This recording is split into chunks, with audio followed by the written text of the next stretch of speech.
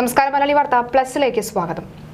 മഹാനായ ജിഹാദി നേതാവെന്ന് ഹിസ്ബുള്ള വിശേഷിപ്പിച്ച ഇബ്രാഹിം അഖിലിയുടെ മരണം അത് സത്യത്തിൽ ഇസ്രായേൽ ആഘോഷിച്ചുകൊണ്ടേയിരിക്കുകയാണ്.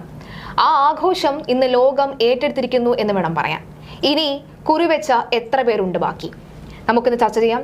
സർ, പ്രധാനമായും ഇന്ന് രാവിലെ നമ്മൾ നെറ്റിലോട് കൂടി തന്നെയാണ് വാർത്ത കേട്ടത്. കാരണം ഇസ്രായേൽ ഒരു പൊടിക്ക് പോലും അടങ്ങുന്നില്ല. പല തലവന്മാരുടെ തല ചിതറിക്കുന്നു. ഒപ്പം 7 ഹിസ്ബുള്ള നേതാക്കളുടെ തലയും ചിതറിക്കുകയാണ്. ഹിസ്ബുള്ള സേനാവിഭാഗം തലവനെയും വധിച്ചിരിക്കുന്നു. അതെ. അപ്പോൾ ഇതിനകത്ത് ഇനിയിപ്പോൾ സംഭവിക്കാൻ പോകുന്നത് സമ്പൂർണ്ണ യുദ്ധത്തിലേക്ക് നീങ്ങി എന്നുള്ളത് ഉറപ്പായി. നമ്മൾ കഴിഞ്ഞ ദിവസം പറഞ്ഞത് തന്നെയാണ്. പക്ഷേ ഇതിന് നയതന്ത്ര പരിഹാരം ഉണ്ടാകണം എന്ന് പറഞ്ഞുകൊണ്ട് US state secretary Antony Blinken രംഗത്ത് വന്നിട്ടുണ്ട്. അതിനോടൊപ്പം തന്നെ ഇസ്രയേലും ഹിസ്ബുള്ളയും വെടിനിർത്തലിന് തയ്യാറാകണമെന്ന് പറഞ്ഞ് ബ്രിട്ടനും രംഗത്ത് വന്നു. പക്ഷേ ഇസ്രയേൽ ഇപ്പോൾ യാതൊരു പിന്മാറ്റവും നടത്തുന്നില്ല എന്നുള്ളതാണ്.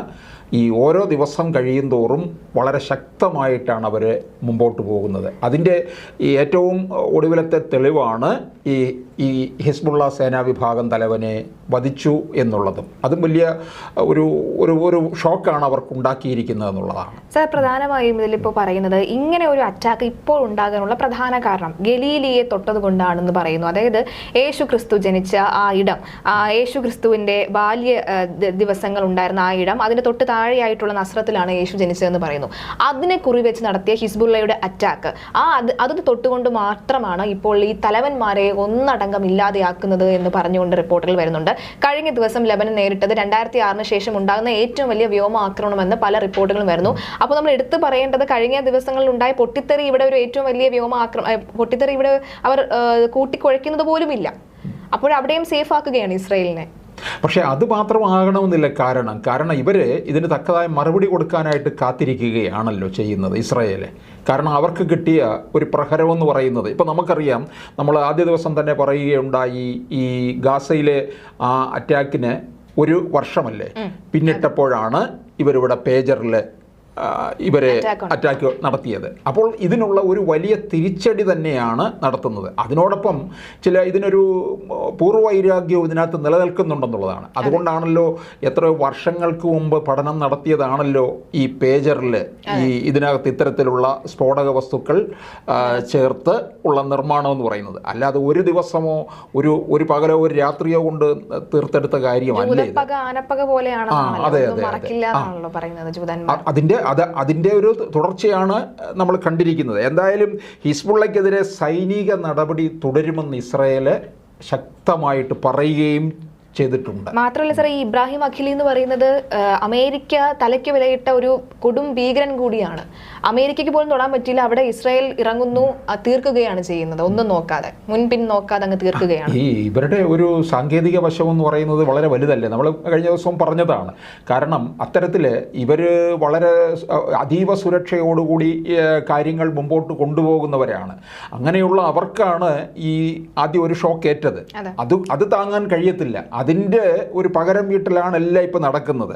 ഇപ്പോൾ ഇതിനോടൊപ്പം തന്നെ നമ്മൾ എടുക്കേണ്ട മറ്റൊരു കാര്യമുണ്ട്. ഈ ഗാസയിലെ വെടിനിർത്തൽ യാഥാർത്ഥ്യമാകും വരെ ഇസ്രായേലിന് നേരെയുള്ള ചെറുത്തുനിൽപ്പ് തുടരുമെന്നാണ് ഹിസ്ബുള്ളയുടെ തലവൻ ഹസൻ നസ്രള്ള പറയുന്നത്. എനിക്ക് തോന്നുന്നു ഇനി കുറിവെച്ചതിൽ ബാക്കി ഹസൻ നസ്രുള്ള മാത്രമേ ഉള്ളൂ. പക്ഷെ എന്നാലും ഈ വെല്ലുവിളികൾക്കും ഈ പറയുന്ന പോർ വിളികൾക്കൊന്നും ഒരു കുറവില്ലാത്തതാണ് ഇവരെ സംബന്ധിച്ച് ഏറ്റവും വലിയ കാര്യമല്ലേ സാർ? കാരണം കഴിഞ്ഞ ദിവസം വലിയൊരു അറ്റാക്ക് ഉണ്ടാകുന്നു, അപ്പോഴും അവർ തിരിച്ചടിക്കുമെന്ന് പ്രഖ്യാപിക്കുന്നു. പിന്നീട് വലിയ രീതിയിൽ വ്യോമാക്രമണം നടത്തുന്നു. ഇപ്പോഴിതാ കഴിഞ്ഞ ദിവസം തലവന്റെ തല ചിതറിക്കുന്നു, 7 പേർ അത് അല്ലാതെ മരിക്കുകയും ഒക്കെ ചെയ്യുന്നു. വീണ്ടും അവർ പറഞ്ഞുകൊണ്ടിരിക്കുകയാണ്, നമ്മൾ എന്തായാലും തിരിച്ചടിക്കുക തന്നെ ചെയ്യും എന്ന് പറയുന്നു. ഒരു കാരണവശാലും തളർത്താൻ കഴിയുന്നില്ല എന്നല്ലേ മനസ്സിലാകുന്നത്? ഈ വെടിനിർത്തൽ ഉണ്ടാകുമെന്ന് തോന്നുന്നുണ്ടോ?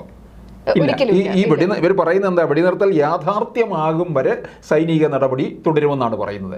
ഈ വെടിനിർത്തൽ യാഥാർത്ഥ്യമാകണമെന്നുണ്ടായിരുന്നുവെങ്കിൽ നേരത്തെ തന്നെ ആകാമായിരുന്നു. പലവട്ടം ഇതിനുള്ള ശ്രമം ലോകതലത്തിൽ തന്നെ നടത്തിയിട്ടുള്ളതാണ്. പക്ഷേ അവിടെ എങ്ങും തന്നെ ഇസ്രായേൽ അടുക്കാൻ തയ്യാറായില്ല എന്നുള്ളതാണ്. അതുകൊണ്ട് തന്നെയാണ് അവർ കാര്യങ്ങൾ വളരെ തന്ത്രപൂർവ്വം മുമ്പോട്ട് കൊണ്ടുപോവുകയാണ്.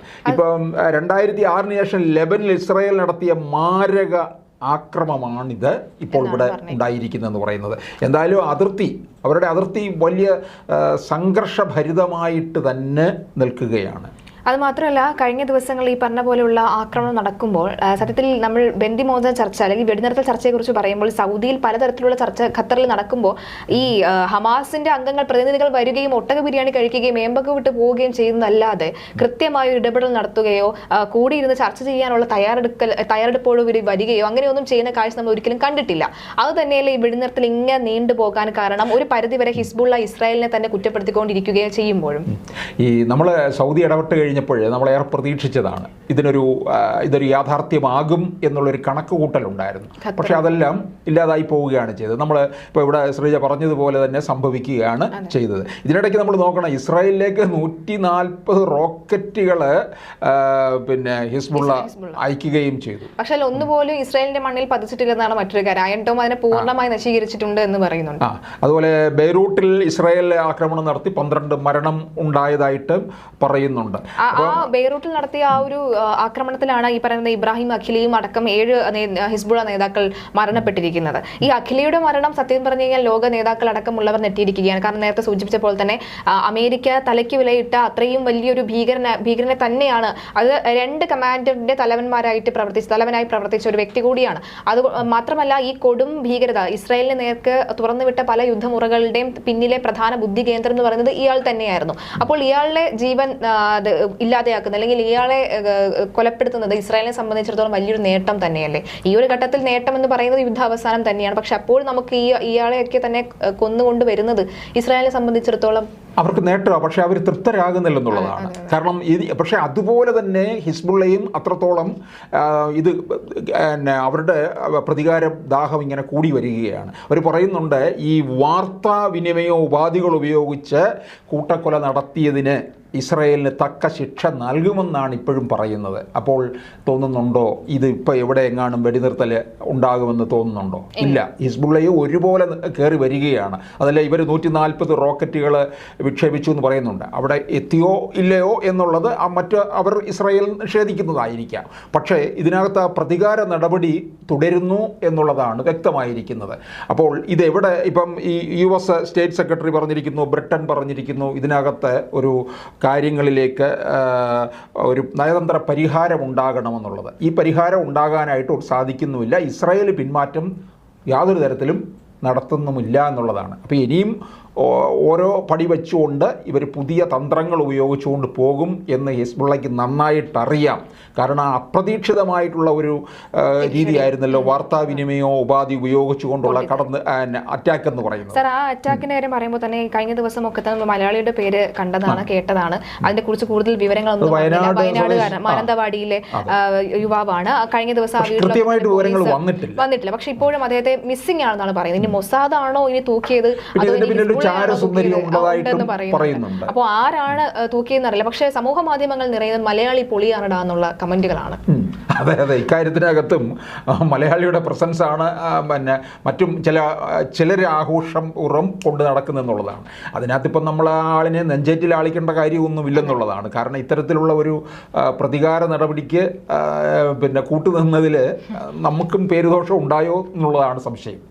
പക്ഷേ കേരളത്തെ സംബന്ധിച്ചിടത്തോളം ഇസ്രായേലിനെ പ്രതിപക്ഷമായിക്കോട്ടെ ഭരണപക്ഷമായിക്കോട്ടെ തള്ളിപ്പറയുന്ന സാഹചര്യമാണ് എല്ലാം ഇപ്പോഴും ഉണ്ടായിട്ടുള്ളത്. പക്ഷേ ഇസ്രായേലിന്റെ ഒരു രാഷ്ട്രീയം മാറ്റി വെച്ച് കഴിഞ്ഞാൽ അവരുടെ ഈ ഇന്റലിജൻസ്, അവരുടെ ഈ കൃഷിയിലുള്ള കഴിവ്, മരുഭൂമിയെ ഇത്രയും വലിയ പൊന്നുവിളിക്കുന്ന ഒരു നഗരമായി മാറ്റിയത്, കേരളത്തിന്റെ പകുതി മാത്രമുള്ള ആ ഒരു രാജ്യം ഇന്ന് ലോക ശ്രദ്ധ നേടുമ്പോൾ അതുകൂടി ഇത്ര നല്ല വശങ്ങൾ അഡോപ്റ്റ് ചെയ്തിരുന്നെങ്കിൽ കേരളം എന്നെ നന്നായി പോയല്ലേ സാർ? അതെ. ഇത്തരത്തിൽ ആഘോഷിക്കുന്ന സമയത്ത് അവർ പറയുന്ന മറ്റു കാര്യങ്ങൾ ചെയ്തിരുന്നുവെങ്കിൽ ഓക്കെ, അത് ശരിയാണ്. പക്ഷേ എന്തായാലും ഇനിയിപ്പോൾ പുതിയ നടപടികൾ ഉണ്ടാകും എന്ന് നമുക്ക് കരുതാം. കാരണം ഇസ്രായേൽ ഒരു പിന്മാറ്റവും നടത്തുന്നില്ല. ഹിസ്ബുള്ളയും അതിനോടൊപ്പം തന്നെ കയറി വരാനുള്ള ശ്രമമാണ് നടത്തുന്നതെന്നുള്ളതാണ്. തീർച്ചയായും ശരി സാർ. നമ്മൾക്കപ്പോൾ ഇന്നത്തെ ചർച്ച ഇവിടെ അവസാനിപ്പിക്കാൻ സമയമായിരിക്കുന്നു. എന്തായാലും യുദ്ധതന്ത്രങ്ങൾ മറയ്ക്കാതെ അതങ്ങനെ ചർച്ച ചെയ്തുകൊണ്ടേ ഇരിക്കുകയാണ് ഇസ്രായേൽ. കഴിഞ്ഞ ദിവസവും പറഞ്ഞു നിർത്തിയപ്പോൾ നമ്മൾ പറഞ്ഞതൊന്നായിരുന്നു, ഒരുപക്ഷെ ഇപ്പോഴവിടെ യുദ്ധതന്ത്രങ്ങൾ മെനഞ്ഞുകൊണ്ടിരിക്കുകയാകാമെന്ന്. പറഞ്ഞു തീർന്നില്ല. അപ്പോൾ തന്നെ 140ഓളം മിസൈലുകളെ പൂർണ്ണമായി നശിപ്പിച്ചിരിക്കുകയാണ് ഹിസ്ബുള്ള. തലവന്മാരെ ഒന്നടങ്കം ചിതറിക്കുന്നൊരു സാഹചര്യമുണ്ട്. നാളെ രാവിലെ നേരം പുലരുമ്പോൾ എന്തായിരിക്കാം വാർത്ത എന്ന് കേട്ട് നമ്മൾ അന്തം വിടുന്ന ഒരു സാഹചര്യമാണ് ഇപ്പോഴും ഉള്ളത്. എന്തായാലും നമുക്ക് യുദ്ധം ഉടനെ തന്നെ അവസാനിക്കട്ടെ എന്ന് തന്നെ അവസാനിക്കില്ല എന്ന സത്യം മനസ്സിലാക്കിക്കൊണ്ട് അവസാനിക്കട്ടെ എന്നുള്ള ആഗ്രഹം പ്രകടിപ്പിക്കാം. നന്ദി.